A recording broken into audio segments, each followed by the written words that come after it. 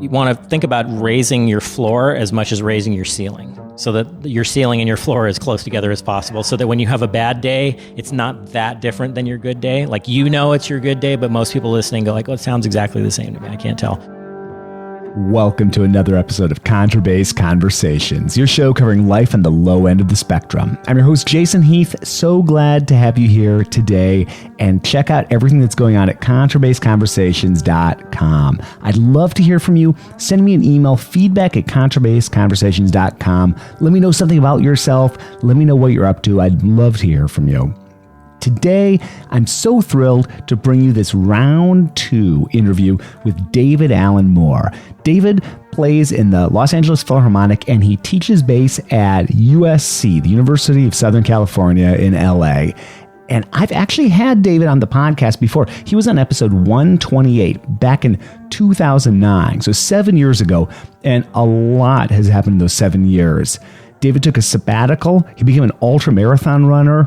He's developed this whole fractal fingering concept. We dig into that and just so many amazing topics. I love this round 2 concept, and I'm planning on keeping this going with people that I've had on the show in the past. It's not a one and done deal. As you can see from this episode, go back, if you haven't listened to David's first episode, go back and listen to that. That's got all the where are you from, where did you go to school kind of information.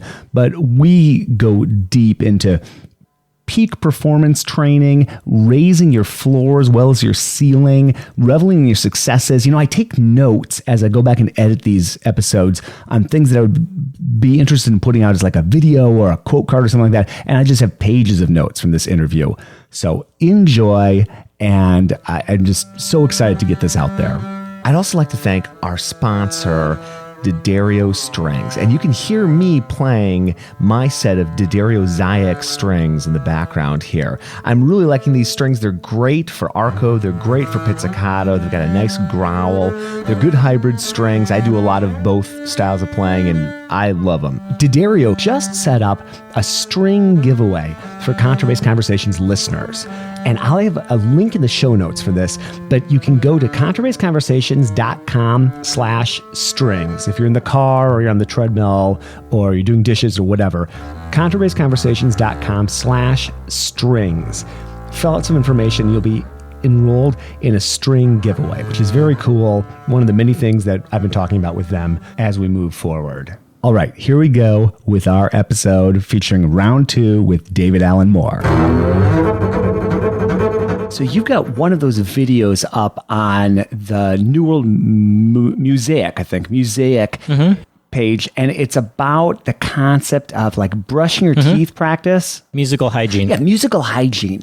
Yeah. I'd love it if we could start there. Like, what's your musical hygiene look like these days? Well, certainly that articulation was a big part of it, and that sort of understanding the feel of the bow and how it responds in every part of the hair.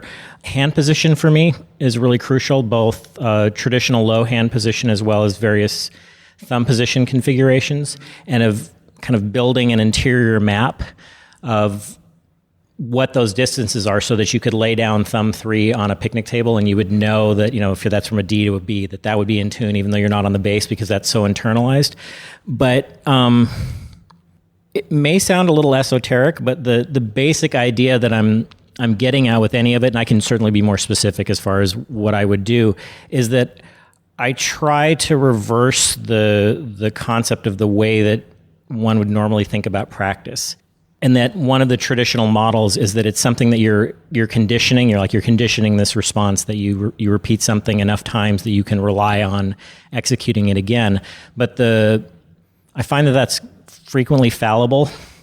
And so what I like to think about is that you're trying to build an internal map or representation of what things feel like and sound like. And the more specific and detailed that map is, the more consistent your performance is going to be, the more likely the first time is going to be correct, because frequently the second time is better because you've had a chance to experiment with it in the real world. So I think about the practicing as a process of informing that internal map. So I'm not just executing it just so that I can make sure I can execute it again, but just so that when visualizing it, it's as detailed as possible. So that's what I mean by, I can close my eyes and put my hand in a certain shape, even just here as we're talking on my leg, and know that, okay, that's a D and a B, like I said, or if I go up to the F sharp and the D up on my major third from there, that I know how big that is on my instrument, and I don't have to experiment with that because that map is internalized. So like I said, for me, if I'm trying to do stuff, I think I heard this on the Matthew McDonald podcast about like, what do you do if you have the shortest amount of time possible? It's going to be general sort of flexibility in the right hand in terms of finding, whether it's French bow or German bow, the pivot within the hand so that there's that freedom in there. That's part of what those articulation exercises would address. Some basic string crossing patterns, like there's one that we frequently do at Domain that involves basically going A, D, G, D, and then repeating that pattern so that you get a forward curve and a reverse curve, and you open up that freedom in the right arm. And then I'm a big fan of double stops and, well, not anything else. I mean, I am a fan of other things, but of double stops because of the, again, that internal map and kind of building those relationships. So even when you're not actually playing the double stop, you can feel how far those notes are from each other because that's physically been in your body. So it's not that I would kind of hold a rigid hand position all the time, but I'm a big fan of that. Also, there's a whole litany of shifting exercises and things that you can do, but I have a way of mapping out the fingerboard that I try and... Well, the double stop thing is interesting because that's something that if you talk to the other string players, like the violinist and the cellist, they refer to that so much more frequently than bass players do with the double stops. I mean, our pedagogy is still kind of catching up to reality in the sense that I'll frequently see students playing Bach and they're playing a lot of double stop sixths and they're finding it very challenging. And when I ask them, so where do you practice double stop sixths outside of the context of playing your Bach? If they're having a problem with it, the answer is almost uniformly nowhere. I'm not practicing outside of there. And so we need to kind of update what we're doing to prepare us for the demands of what's expected of us these days. So stuff like double stop sixths. And I know in Francois' literature, he goes through thirds, fourths, fifths, octaves, and unisons. But other string pedagogy would go through seconds and sevenths and sixths, and we can't do tenths in that same way. But all of that stuff is fair game based on the demands we're asking of ourselves. When did you took a sabbatical? Mm-hmm. So was that 6 or 7 years ago? I want to say, I always forget. It's around 10, 11, somewhere in there. I can't remember if it was 2010, 2011. I think that's when it was. What were and there's a lot we can dig into on this, but what were some of your goals for that sabbatical? Well, the initial part of it was not that well thought out, frankly, because usually with something like a sabbatical, because you're getting less money than you normally would, you have to plan a lot for it financially, and then you usually have a pretty important goal that you want to achieve that it makes it worth that sacrifice and the process to get there. But I was in a position where it's sort of all the stars aligned. Gustavo had just recently started, so there weren't a lot of sabbatical requests. I had just been offered a full-time position at USC, and so there was a transition between moving from being at the Colburn School to being here. And I just did some simple math, and I realized that between the change and the reduction in the salary at the Phil, that I wasn't going to feel the sabbatical without any planning. And also because no one else had made a request, I thought, I have to jump on this because I can do this and it's not going to hurt. And I haven't missed out because there hasn't been a whole line of requests because Gustavo's just started and no one wants to leave. So I put in for it, and fortunately I got it. And it was actually the first year that I started here, so it really gave me, first year that I started here full-time. I've actually been at SC since 2000, so it's been a long time. But it gave me a chance to kind of establish the full-time studio. Once that had started, I made a lot of plans to do master classes and went to probably 12 different places over the course of the year, things that I can't normally do when I'm with the Philharmonic, played several recitals, and then sort of the germination of sort of approach to pedagogy and book project that I didn't know I was going to be doing has sort of came up then because of a request by Hal Robinson to do something at the Curtis Institute, excuse me. He just asked me what I wanted to do for a group class, and I tried to come up with something, and it started as one thing and morphed into something else and kind of became something that I use in my own teaching, and also the stuff that gets used at at Domaine Forget, for example. So was that the document about Edgar Meyer's technique? Sort of, yeah. Yeah. Can you talk about that a little bit? Yeah, I mean, I guess at the initial, I'm trying to think of what the initial germination was. I think the initial germination was panic, because Hal said, come do a class and talk about something. I'm like, oh my God, what am I going to present to these guys that are studying with Hal and Edgar that they're not just going to roll their eyes at me? And so the first thing that kind of came to mind after studying with Francois was the idea that, and I'd been very thoroughly immersed in that, and I'd been kind of a fan of Edgar's, but had never studied with him or worked with him. And in working with Francois, I realized he has such a unique body type in terms of like, and we all do in that way. And just realizing the story I always come back to is he had these really expensive strings that he bought, and they were great. They're amazing. They're for him. And he asked me to buy them, and he said, you have to try these. And so I did, and I didn't want to say how much they were, and they just didn't work for me. They just did not work at all. And he said, how do you like them? I was like, it's like, they're like pants. And he's like, what do you mean they're like pants? I said, well, you got these pants and they're tailored perfectly to you, and they look great, and they're comfortable and they make you look great. And I try to put them on, I can't get them past my knees. So it's not something that works for everybody. And I just realized in our world, the instruments are so unstandardized. You look at everyone from, Nina de Caesar to, I'm trying to think of a really tall bass player offhand, but any number of bass players that you can say that are equally excellent players, but obviously are not going to make all the same choices when playing. And so I tried to put something together where I could maybe demonstrate, like, well, here's a way that Francois might approach this, and here's a way that someone else might approach, that Edgar might approach this, or something like that. That's sort of where that class originally germinated from. But it was also on that sabbatical, I realized, when it's all coming back to me now because I haven't actually had to talk about it, that's where it started. And when I brought it to Curtis, it was really interesting because I found that they weren't learning it that way. They were learning it more experientially, just with Edgar. But I still felt like I had something to offer. But then also after seeing them, realized like I need to check this out some more because they're doing some things that I'm not used to seeing. And in kind of investigating Edgar's playing, was realizing that, again, there were some things he was doing that I hadn't seen other places, and wanted to figure out a way of not compartmentalizing it, but just of analyzing it and of coming up with a way of saying, okay, if I put this passage through this filter, would I come out with a similar result? And so that was kind of the germination of the process of, I just transcribed a performance I had seen of him playing the prelude to the second suite. And so I tried to come up with a notation for the part, because there was so much activity in all of the non-playing fingers, like of how he was setting up hand positions or the way things were moving in anticipation or preparation for various things, that I was just trying to figure out a way to notate that, or context and things like that. And so I was really fortunate to get a chance to hang out with him at one point when he did his concerto with the Fresno Philharmonic. So I drove out there. That was on the sabbatical year, and I got to hang out with him a little bit and ask him a few questions. And he's not really thinking of things in that way. So I think the most complimentary thing that he said about it was, he saw the materials and we talked about it a little bit, and he said, I don't think I think like that, but I think that if I wanted the students to think away, I think I would want them to think that way. So it was kind of a roundabout compliment, but it was certain things, like I said, I noticed that whenever you're playing, that everything looks very fluid at all times. It's very seamless, but that if you freeze frame anything, that the context is always visible. So for example, if you're playing, I always gravitate towards B, but if you're playing like a first finger B in thumb position on the G string, that may be where a lot of people stop. It's just its first finger in that spot. But that if it were in B major, the rest of his hand would be set up in B major. So the first finger would be on B, but the thumb would be on A sharp, and the third finger would be on C sharp. And if it was a B in C major, thumb would be on A, and second finger would be on C. So it's like the context was always visible if you freeze frame something.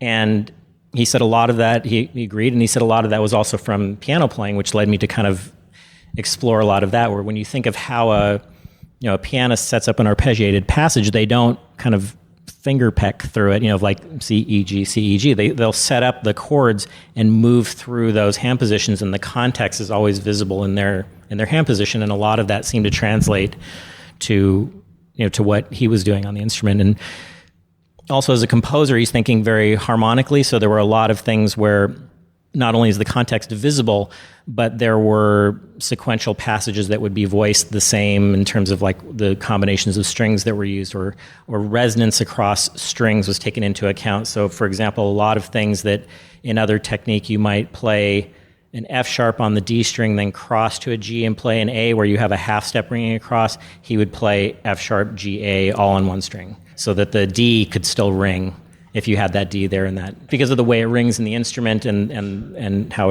it works. I mean, I always feel awkward talking about this because like I didn't study with him. I know there are guys like, Derek Zadinsky and Rex Serrani and Alex. I mean, any number of people that have studied with him directly that probably have much more detailed and accurate things to say about it, because this was just sort of the germination of the stuff that I ended up putting in that book. But other things came out of that I wasn't anticipating, that I know have nothing to do with anything that he does, but were very interesting for me.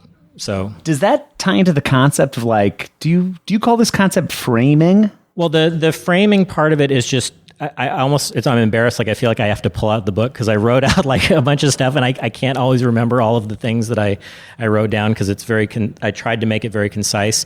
But the framing part of it was just this idea of wanting to come up with a grammar for the left hand, in the sense that the first metaphor for me that came to mind was geography, in the sense that, if we're talking about where we are, we're not just physically where we are. We can relate to the fact that we're on the campus at USC and that USC is in Los Angeles. Los Angeles is on the west coast of the United States, Western Hemisphere, planet Earth, solar system. Like you can deal with it on many different levels at the same time. But I was noticing that some players, in terms of where they are on the fingerboard, it's like, where are you? It's like, well, I'm here, or I'm in this position. And even when you look through Simandl, Nani, even Francois, there's no hierarchy to the positions. There may be fewer positions in Francois' approach versus Simandl, but if you go half position, first position, second, third, fourth, they're all equal. They're just different, right? So there's no hierarchy to it. So in kind of dealing with some of the stuff I dealt with, I know we're kind of diving into it from the middle as opposed to from the beginning, but like the framing was just understanding what the span between the thumb and the third finger was at any given time. That's the frame as that is. I mean, the name is a little sillier for the actual book I called it Fractal Fingering, because there's an element of self-similarity through various levels of detail that it gets into. But the place that it started and what's been most fascinating for me is that I was looking for, when I saw that, Edgar has dots on his fingerboard, and I know that's become more in fashion since he started doing that. And he has a particular system where in the low positions, there's a dot. There's always a finger on a dot. So that's why if you're going on the G string, it's B flat, D flat, and then E. So there's always, by the time you get off that first finger, B flat, now your fourth finger's on another dot. And then the harmonics in the upper position. And so I was trying to find a way to, like, what was the fewest number I could put together, or what was a reference point that I could use that would allow me to extrapolate the most from. And what I realized was that, from working with Francois, is that if you have this is like the driest, most technical podcast ever, like talking about notes and fingers on strings. But if you start with the G and the D in thumb position, on the G string, you have the span of a fifth between that. And then if you replace that distance, so you go from the D and you have that same distance going up, that's now an octave. Sure. And so it's like, okay, cool. That's how can I use that? So I went down. It's like, well, if you go down, the span from the D to the G is a fourth.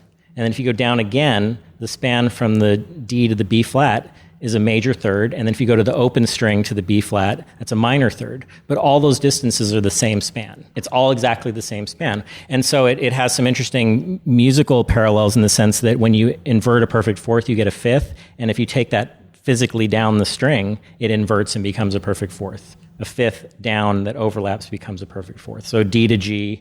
I know I'm doing visual things. It's like amazing. Visual things on a podcast. I'm demonstrating here on my leg and no one can see this. But if you have your thumb on a G on the octave and your third finger on a D, if you then slide that back, so your third finger is now on the G, that same span, your thumb is now on the D below that. So it's the same span. And so that really helped me, because if I could feel those distances initially, that gave me a sense of, if I was on a different scale bass, that was the only distance I had to relearn. Like if that was a little bit wider, then it's like, okay, now I have to divide that span into a minor third, a major third, a perfect fourth, and a perfect fifth, and an octave. So having those reference points when you call back to musical hygiene, that's sort of the basic thing for me, is if I can find all of those spots, for me, the individual ones would be nodes, just having those individual harmonics, and then the span between them where that hand size stays the same was a zone. So it's like having these various zones on the bass. And it's kind of came out of that piano concept again, where on piano, all the octaves are the same size. And on bass, you can move the same size around, but what you get within that span changes based on what register you're in. And so that was sort of the first part of it. Should I keep going? Okay. And then going beyond that, one of the things that I noticed seemed to me a feature of Edgar's playing is that he always knew where his thumb was, or it was always, like I said, there was always a context for that. So going beyond that, I tried to think of what would be the next logical step. And for me, it was different forms, meaning like if you have these nodes, you can start with your thumb on each of them and have that be the distance, or you might have your first finger on each of them, or you might have your second finger on each of them. So it's still the same distance with the arm, but the form of how you're dealing with that reference point is slightly different because it's on one of the other fingers. And so, for example, let's go completely down the rabbit hole. If you have a hand position with 4 half steps in it, starting on a G at the octave, the node is under your thumb, right? Because you have the G and then you go up in chromatics. If the node is under your first finger, then you have 1 half step below that and 2 above. If it's on your second finger, 2 down and 1 up, etc. And so for me, that idea was almost how you would treat white and black keys on the piano, that you could have a piano with 88 white keys all in a row, and you could certainly learn how to play that and make it work. But it's much easier to have the difference between the chromatic that starts on C, where it's white, black, or a chromatic that starts on an F sharp where it's black, white, and all the other combinations you can have. So for me, if I was doing that 4 half step combination, I was relating to it differently depending on where the node was falling in the hand, so that I could feel those distances. Then the framing part of it that you asked about initially was more, like I said, the span between those fingers. So that for me was a minor third frame. And I know that also in like Petrocchi or Joel Corrington has talked about the same kind of thing of having those kind of hand positions. And then for me, it was relating the frame to the nodes and to the various keys and how that was going to lay out on the fingerboard. So it kind of, it continues from there. And I don't know how helpful this is that we're doing it like all in exposition and without any examples or writing or anything like that. But sort of a basic concept that I try to work on is that technique moves from simple to complex, and repertoire moves from complex to simple. So you come from the repertoire and you try to derive concepts from the repertoire that you need to work on in order to achieve the piece. Like, for example, you might extrapolate a string crossing pattern from Mozart 35, and that helps make that easier because just doing the right hand is easier than playing the passage. But, for example, playing, again, if you have a minor third on one string in thumb position, if you drop the thumb note, if it's thumb 3, and you drop the thumb note down one string, you now have a minor sixth. So you're starting with something that's simple of having that minor third and then adding the complexity of adding a string to that. Now you have a minor sixth. So it was kind of dealing with all of that. And just to kind of throw this out there because it's what's really profoundly influenced how I approach the bass physically anyway, is that understanding that same ratio of intervals where the open string to the minor third, then that up a major third from there, then up a perfect fourth from there, all those distances being equal means that anytime you drop your thumb on the fingerboard and then you put a minor third above that same sequence repeats at that scale. Or if you have any fourth and you need to drop it down a major third, it's the same size. And so there are lots of examples in the repertoire where it instantly fixes things that could otherwise be extremely challenging because you realize how those two hand sizes relate. Yeah, it's great. It brings order to an instrument with a proportionally diminishing interval scheme. Yeah. So you've got all these frames. Yeah, that's a fascinating way of conceiving of it. Well, I mean, again, coming from that like simple to complex idea, if you have a minor third and a major third that are adjacent and they're the same size, and you drop the thumb note down one string, you can rewind this and go over it again. I know I'm going kind of through it quickly, but if you drop the thumb note down one string, you now have a minor sixth and a major sixth, which in the context of a major chord gives you the arpeggiation of that chord. Sure, right. So in innumerable repertoire, that immediately becomes comes right to the forefront and helps you build consistency in that. All from analyzing Edgar. Huh?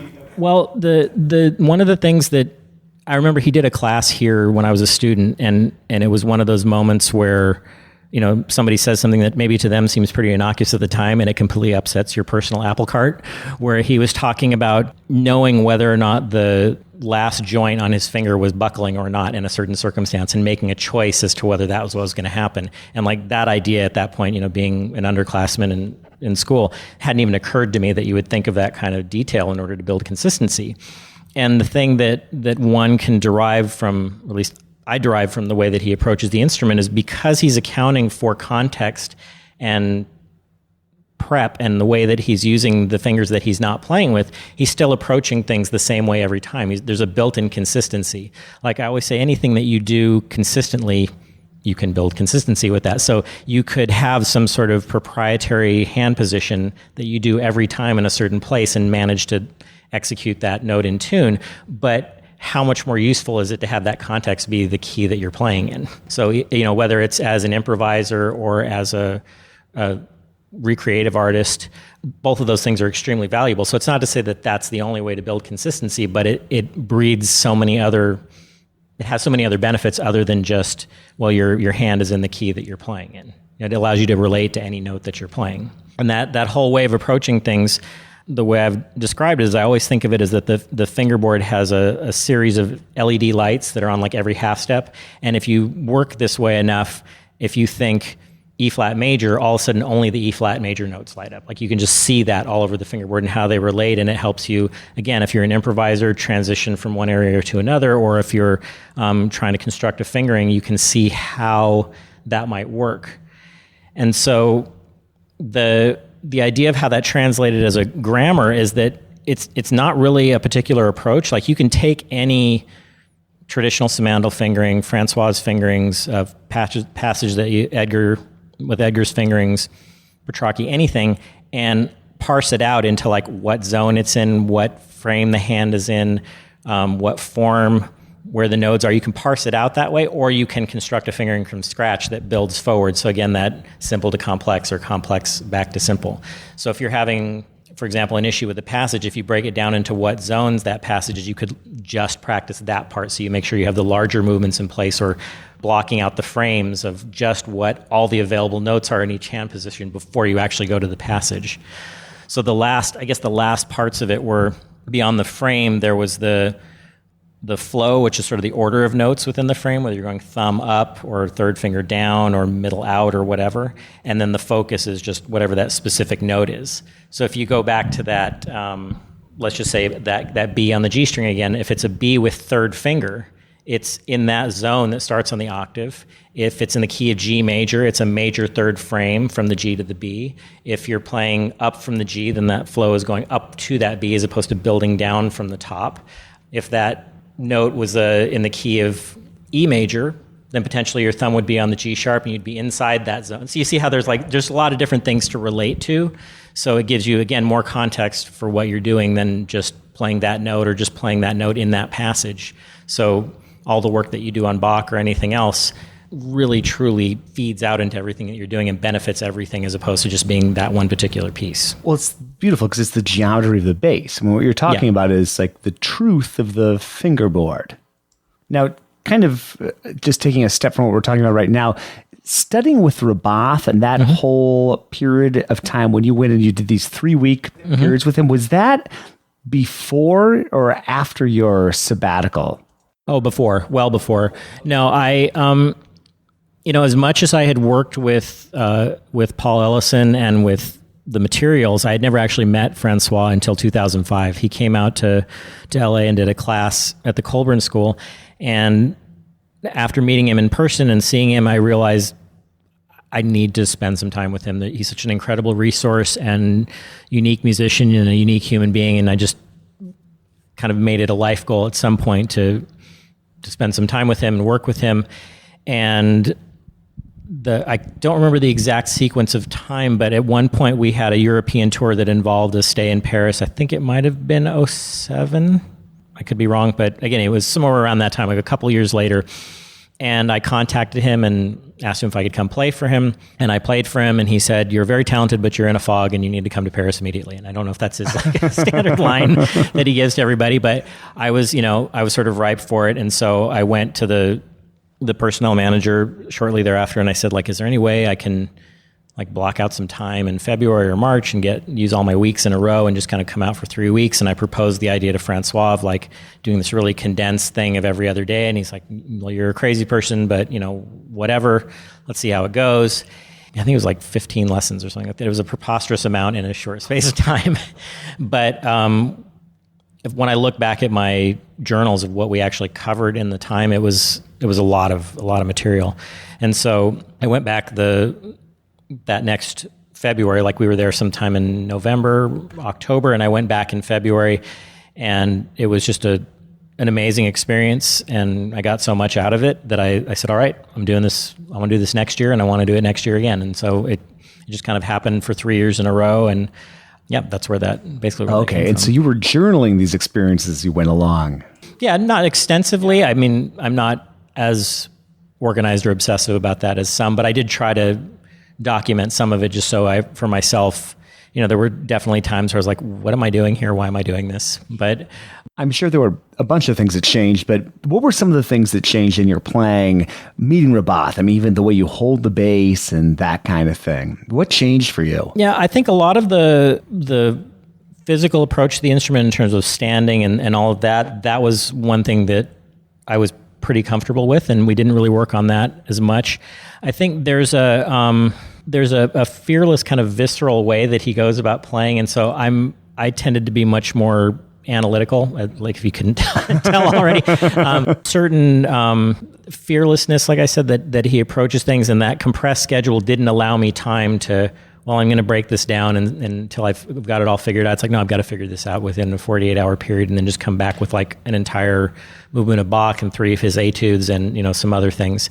So there was certainly that. One of the things that I was really surprised by was his musical approach, because I certainly worked on his repertoire and a lot of that stuff and Bach, things that he's very close to. But I had a recital I was preparing at one point, and I brought that material to him as well, because that seemed to make sense to me. But it was Rhoda and Henza and some other things that were not necessarily in his wheelhouse, but just to see again, I keep saying fearless, but how he wasn't bound by conventions of like, well, this is how I know this piece and this is how it goes, or I studied it. He was just so willing to kind of throw ideas at the wall and see what would stick and go, well, try this and see what happens here. I'm like, no, that sounds terrible. Okay, now try this. And so it really opened me up to the idea of kind of throwing out your preconceptions and really seeing what works and not being afraid for things not to work. And then I think the biggest part of it was it's impossible to kind of absorb his approach to sound unless you're actually there, in person, whether it's going to see him in performance or, obviously working with him. And I hope I'm not going to cause any controversy here, but I really truly believe, like after working with him, that you can't do his stuff with German bow.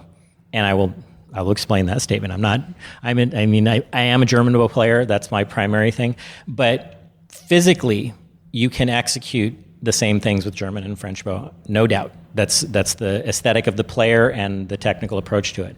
But he's dealing with sound on like a 1% of the 1% level, meaning when you physically hold a bow, everywhere you touch the bow becomes a node on the bow, and you hold French bow differently than you hold German bow. And so I would play something, and I'd go, that sounds great. And he's like, no, listen. It's like, wait, no, I think they sound the same. He's like, no, listen. We'd go back and forth like that. And over time, I realized, wow, he is listening for like a very specific spectrum of partials that I don't think you can honestly produce with the German bow. And you could certainly flip it around and say there's somebody playing with German bow, and if you wanted to match that, it wouldn't be exactly the same. But it's so close that it's like you have to like meditate on it for an hour before you would realize it. But that's where he's dealing with in terms of sound production. I just remember I had just gotten a bass from, I don't know if I had the bass yet, but I had just gotten a bow from Boris Fritsch. There was a hybrid bow, and it was at Francois's house, and Boris was there, and Christian Labourie was there, and I was playing some things, German and French bow, and both of them were kind of looking at Francois like, oh yeah, look, it works. And he's just like shaking his head. It doesn't work at all. So, there are certainly the physicality of it. There are things that you can match, and you can get within a 0.00001% to where even the most accomplished musicians would say, yes, they're exactly the same, but for what he's actually looking for, it's that last little bit. So that was kind of eye-opening to like, not even about like, well, I guess I'll never be able to emulate that specifically, but just to go, wow, what if I put that same kind of demand on myself for whatever I'm after, whatever my sound is, whatever my phrasing is, whatever my whatever is, that was certainly life-changing in that way. Are the Boris Fritsch bows, is that what you typically play on these days? Well, this tube of bows that I have here, it's got quite a spectrum of things in it. I kind of go back and forth because for a long time the Boris bow was what I used all the time, and I still use it frequently. I have two actually. One's a kind of solo model, and the other one's an orchestra model. And then I have a traditional German bow. I recently got a bow from Bernard Walk that's a copy of the bow that Paul Ellison has. That's sort of a Dragonetti style bow, if you will. So I have that one that I use for a lot of things. I bought several bows from David Herman in the Czech Republic. So yeah, so I have his Von Hall model. I have his Baroque model. So I find a lot of uses for those. Right now, I've kind of re-fallen in love with this Robert Dow bow that I commissioned from him years ago. He was finding someone like him and Boris who are working on that level, but are still willing to sort of take your idiot performer laundry list of things that like don't work. I feel like a kid putting together the Batmobile or something. It's like, give it a smoke screen and, spikes in the tires and a rocket launcher. And you're asking for like all these things. Like, I don't know how that car would actually weigh like 800,000 tons. You couldn't do that. But, so I'm asking him for a stick shape and a weight and a balance and a type of sound and a ribbon of hair and all this. And both of them were willing to just kind of do that and see what would happen. And so, I have this German bow that I'm super pleased with. And then I have the bows from Boris that I'm also super pleased with. But like I said, I'm kind of, I guess, end up playing on one and I don't play on one for a while, and then I come back to it and it's like, oh, I remember why I love this bow, and then I end up playing with that one for a while. And I don't generally jump around a whole bunch in a short space of time. I'll kind of go for longer periods. So yeah, right now I'm back with Robert's bow. Well, it reminds me, we were talking about Scott Best, a mutual friend of ours, principal of Memphis, and he's always looking to play the bow that's not on stage with him, and kind of the same thing, always trying different kinds of rosin. Well, I always said about rosin that the relationship that I've had with Pops, which is now permanent, I have to say. And I know a lot of it has to do with weather, and that like we have the luxury of in Southern California of having more consistent weather. But I was always glad that rosin was not my girlfriend, because I always felt like with Pops, it's like, you're great, but I just need to see other people. And then I would try Carlson's or Nyman's and then be like, baby, take me back. Please take me back. And then I come back to Pops again. So now I'm just on the Rosin of the Month Club, and I get the cakes from Vivian every month or whatever. And then I hand down the other ones to the students. And so we keep ourselves slathered in fresh rosin around these parts. So I love to run, but my runs, I think a great run for me would be about 5 miles. That'd be like the max that I would do. And I know that that's been a major part of your life the last several years. And I'd love to know just the story behind that, and when you got inspired to do that, and how you became, now you're running ultra marathons. So how did that all develop? Well, there's two versions of the story. There's the short one that's about running, and then there's the long one, which is sort of about larger life choices, in the sense that right before or around the sabbatical year, I've had a couple of issues with nerve pain, and really debilitating nerve pain in my legs, to the point of like not being able to move or walk. And at some point had to deal with that physically, in terms of, not that I was ever morbidly obese, but just being a little bit overweight and out of shape. And the process of kind of getting with a trainer and dealing with that, and dealing with some kind of structural issues, physically, muscular imbalances and all of that. And at some point my trainer was like, well, you should, do something cardio wise. And so, I think running would be good. And I was always a terrible runner, and was horrible and uncomfortable and hated it, but just kind of doing a mile on the treadmill or something like that. So it started with a couple miles, and I was working it up, and it was getting better. And he said, well, you shouldn't just do this to do this. You should try a half marathon. So I was like, okay. So I trained up for that and got that going. And he said, well, great. How was that? Like, fine. But I couldn't imagine turning around and like doing it again, like doing the full thing. But he said, no, I think you're ready. You can go do that. So I continued the training, did a full marathon, and just kind of went from there. I think I don't know if it was the very next thing I did, but maybe a couple races later, did a 50 miler and then 100K. And I'm still actually very soon going to make another attempt at 100 miles, but I haven't achieved that yet. I've made it 80, but due to a variety of factors, that hasn't panned out. But hopefully this Saturday is going to go great. Oh, yeah. Awesome. Yeah. Oh, that's great. Yeah. What, I think probably the max I've ever run is 10 miles. Mm-hmm. And people listening, maybe some people have done marathons of 26 miles, but I'd love to know, what's the experience like hitting mile 40 or 50 or 60? What's that experience like? It's probably a lot like playing opera in that the time scale sort of shifts. Like, when you're going for an hour run or something, like the first half hour takes a long time. And I always wondered what was going to happen at 26.3. And it's just, you just don't stop. You just keep going. I mean, it sounds like it's oversimplification, but that is sort of it. But I have found myself at various points, in a race where you look at your watch and you go, okay, so in 2.5 hours, I'm going to be at this point. And then you realize how ludicrous that sounds out of that context, but you've already been running for 10 hours. So everything just kind of slows down and expands in that way of like, I remember the first 100K I completed at some point going, all right, only a marathon to go, and thinking that was a logical thing to say at the time. But again, realizing that sounds kind of preposterous out of context. So yeah, it's just, you can't, a coach that I work with, he said, you just have to run. It's kind of a good metaphor for anything. It's like you run aid station to aid station. You don't think about like, I have to run 50 miles. It's like the next aid station is 6 miles. So that's a 6 mile run. Then I reload my water, and then I have an 8 mile run, and then I reload again. And then I have maybe a 10 mile stretch or whatever. And so you're chunking it down into things that you can mentally manage and conceive of, so you don't freak out. It's probably a good way to manage a lot of aspects of life, right? Yeah, for sure. Yeah. Just as a side note, do you run in silence, or do you listen to music? What do you do? I find that I have to listen to music only because I don't know if it's an issue with me, but if I don't have something going on, my brain will pick a loop from whatever the last piece we've done with the Philharmonic, and it will run that loop incessantly and if it's like a, long run, or if it's 3 or 4 or 5 hour long run, it will just eat away at the inside of my skull for that whole time. And so I have to have something else going on. So frequently I'll listen to I might listen to a podcast or something like that if it's a longer run, but generally it has to be some kind of music to get me away from that loop, because that's just maddening. Okay, so these major events like the ultra marathons and such, and then what does the rest of your time look like when you're not doing that? Like, do you run every day? 6 days a week, yeah.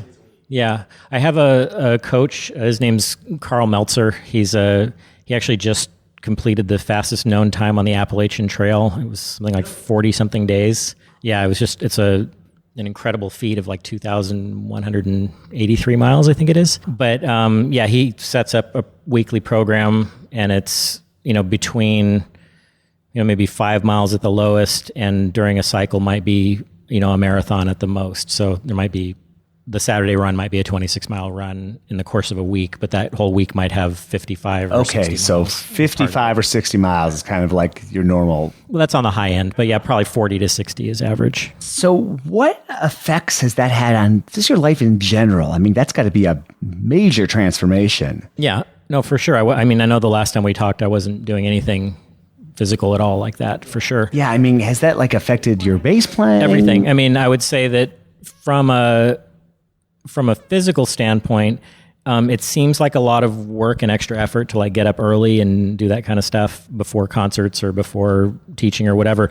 But I found that if I don't do that, I wouldn't be able to put the demands on myself that I do, because, now I'm here teaching full time. I'm with the Philharmonic full time. I know it's impossible to say that you do two things full time, but this is considered a full time teaching position. And so just to have the stamina to be able to do that, I find that the running helps to provide me with that.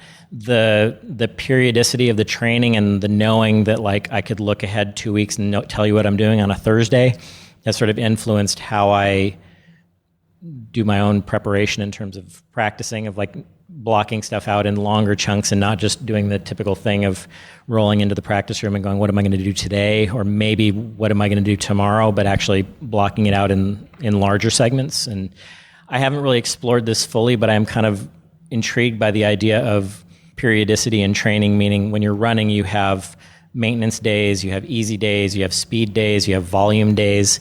And so, like I said, I haven't really pursued this, but the idea of like you're going to have days where you only do slow practice and days where you do only things with bursts of speed where you're trying to get like more coordinated movements, and days where you're playing for endurance, so you're seeing how long you can go without stopping, or, breaking it up and into ideas like that. And one thing that actually has also really influenced me from the running is that runners, because it's a repetitive type thing, are notorious for getting injured, and as are musicians for the same reason.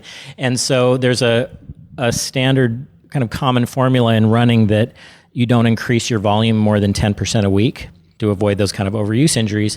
And I know a lot of times with musicians, because it's something that we're so close to and passionate about, that you get involved with something, or you might have taken some time off, or you might be in a new situation, and you just dive into it with everything you have, and you go from playing 2 or 3 hours a day to playing 8 hours a day, and then a couple days later you realize you can't sustain that intensity. Whereas if you look at it over a longer period, you can do that in a safer and more sane way. It was certainly something I noticed from taking a sabbatical, like getting out of the orchestra and getting back on that pony after not being on the schedule that we have for a year was eye-opening. Because now the volume of work that we do, other than the time commitment, physically doesn't faze me. It's like we could be playing whatever, however many times, not a big deal.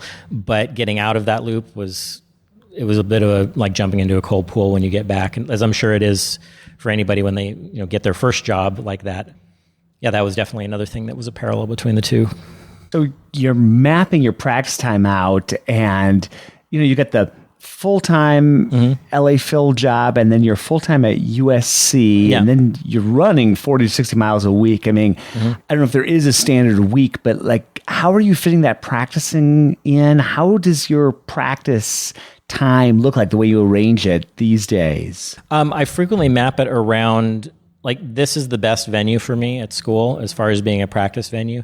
So I try to map it out frequently around when I'm teaching. I come in on my off day, and I have to front load a lot on that day, just because, there are some days where there'll be a rehearsal, teach all afternoon, and then a concert, and there's not really time to do a lot of individual work on that day. So I have to make sure that I plan it out kind of in the gaps between everything else. We were talking earlier about the music video and the personal hygiene and that kind of practicing, and I'll make sure to link up to that video for this. But is that the kind of practicing that you find yourself doing these days, that sort of musical hygiene? What does that look like for you?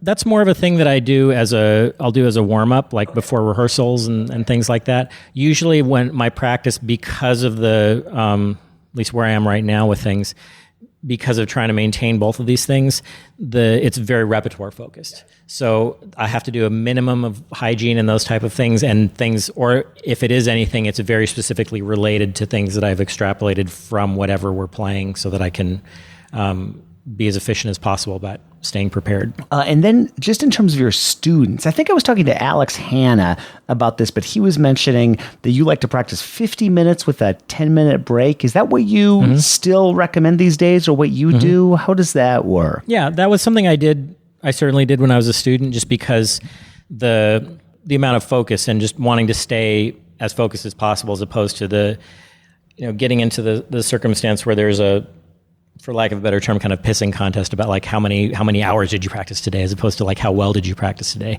So I've certainly used that model. I've also looked into things like the Pomodoro Method, which is more of like I think you wrote an article about that. Oh, that's such a flexible method, and I've heard that a lot of people in that method do 50 minutes on, 10 minutes off, and then after a few hours you take like an hour break. Yeah, absolutely. No, I mean, I try to think about that stuff in the context of being self-aware, because the performing process, and that process is definitely, well, that may be more obvious to some people as being a creative process. But the process of practicing is creative as well, meaning you have to devise strategies and decide how you're going to attack certain problems. And the self-awareness part of it is kind of knowing what you need that day. And so I always characterize it as like, if I come in and I'm feeling it's kind of a very zen day and I'm going to be able to focus, I might do those 50-minute chunks. I might do extended periods of time just focusing on resonance of a single note or something like that, because I'm able to focus in that way. And if I come in and I'm like a caffeinated squirrel, I might have to break stuff down, even in like, if it was a Pomodoro segment, with 5 minutes within each of those to like really dial that kind of stuff in. There's some stuff that we've done at Domain that I know Nick Walker has taken to a very intense extreme with short, I forget what the name of the program is. I use one called Gym Boss that lets you set up kind of an interval timer, but it's basically interval timing practice. And it's the idea that, between the running and also doing strength training, it's like the understanding that you don't get stronger in the gym, you get stronger between times in the gym. So when you're, if you're lifting a particular weight, you have a certain amount of reps that you're going to do on that. And then you don't just just keep lifting that until you get stronger, which is kind of how we practice sometimes. So, the idea of taking one concept and focusing on it for 5 minutes and then moving on to another concept and focusing on that for 5 minutes, that can be part of a normal regimen.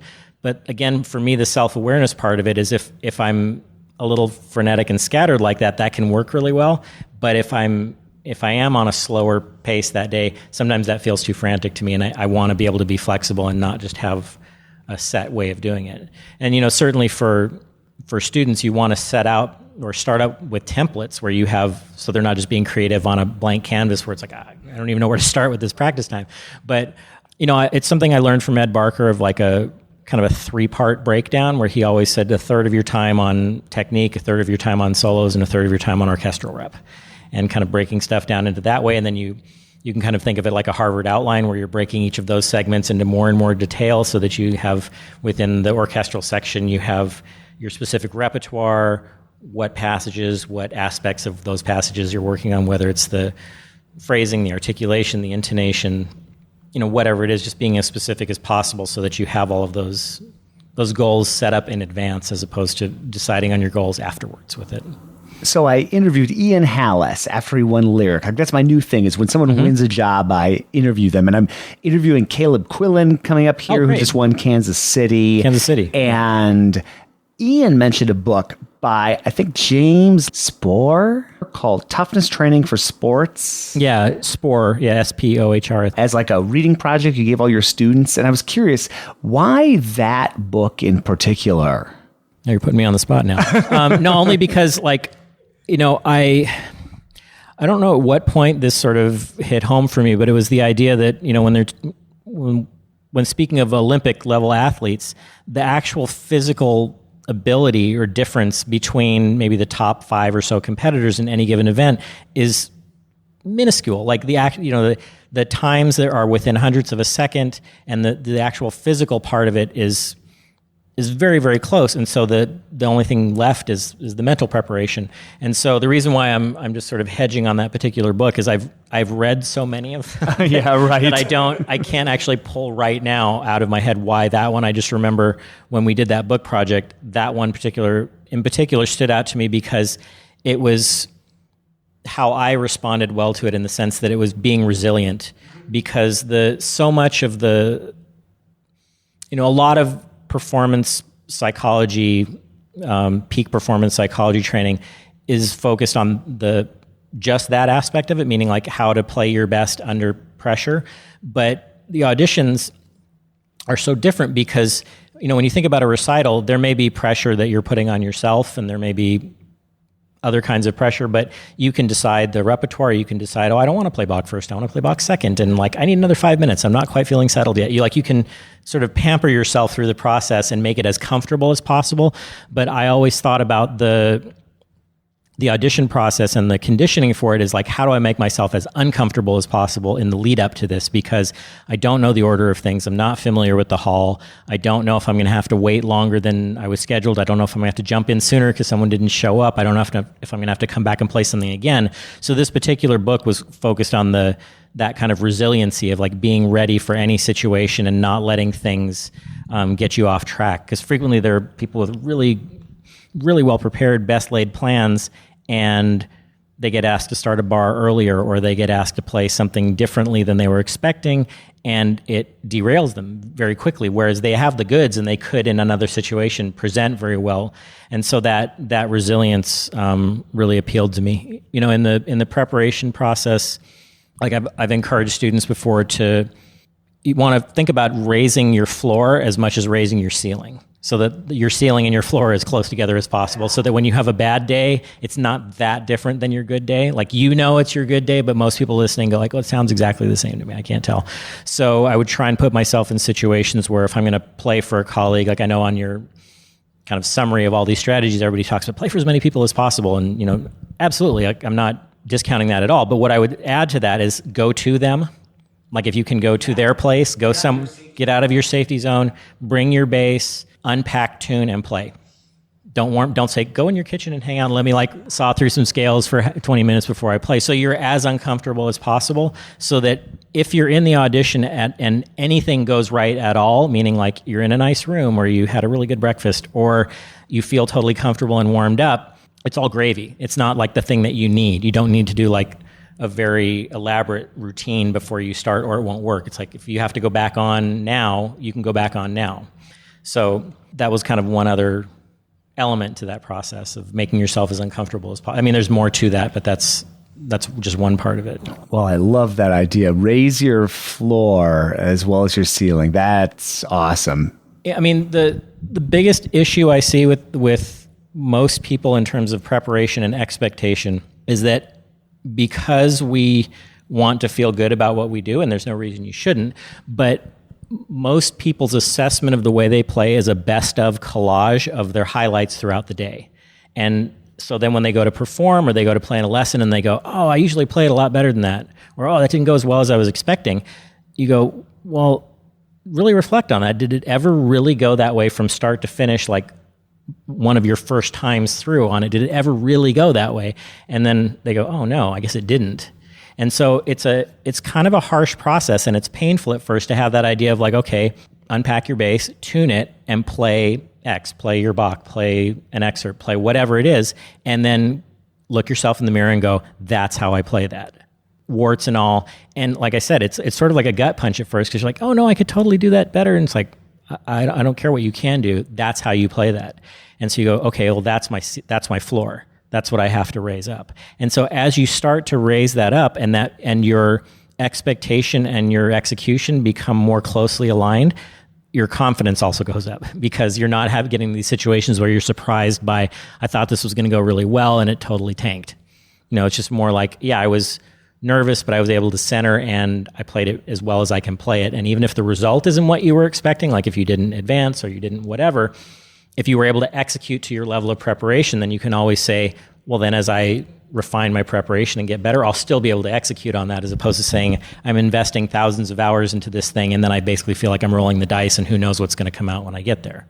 Because there is no better way to undermine your confidence than that. So, like I said, it's kind of icky at first. You know, I've mentioned the idea to students of, especially I always come back to Bach, because especially in auditions, that's not the kind of thing you want to play first or unwarmed up, and especially in a situation like that. So put yourself in situations of getting up in the morning, go use the bathroom, take care of whatever biological imperatives you need to do, tune your bass and play it. Feels terrible. Feels awful. But it's the closest thing I can get to, like, I don't feel nervous when doing that, but physically, like, stuff just doesn't work the way I want it to work. And you learn how to settle into that and make that work. You know, waking yourself up in the middle of the night and trying to do just anything to make yourself uncomfortable.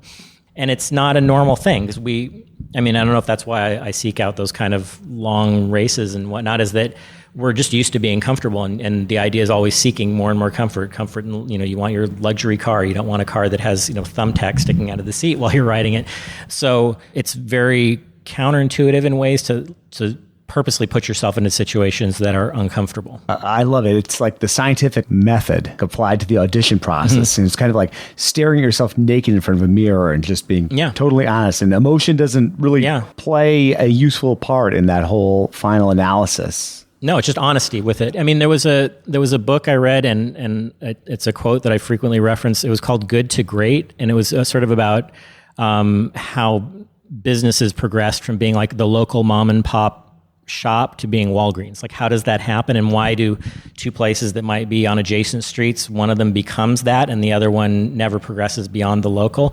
And one of the things that the lines they said is your potential for success is directly related to your desire to smell your own, basically, in that, the idea of not shying away from looking at your shortcomings, but actually making that purposely one of your aspirations. Like, I want to find these things. Like, you're going on an expedition to find these things. And when you find it, like, don't shy away and don't plug your nose, but like stare at it with your eyes wide open and, inhale deeply and really see what it is. And then when you build that into being a quality that you possess, 'cause you can make those kinds of choices of like what qualities you possess in that way, it doesn't become as frightening and it doesn't become as painful, because you get excited about it of like, okay, I can see that now, so I can fix it. I'm not looking away from it. I'm not trying to put a soft focus lens on it. I'm looking at it in like fluorescent lights, and I can see every bit of nastiness.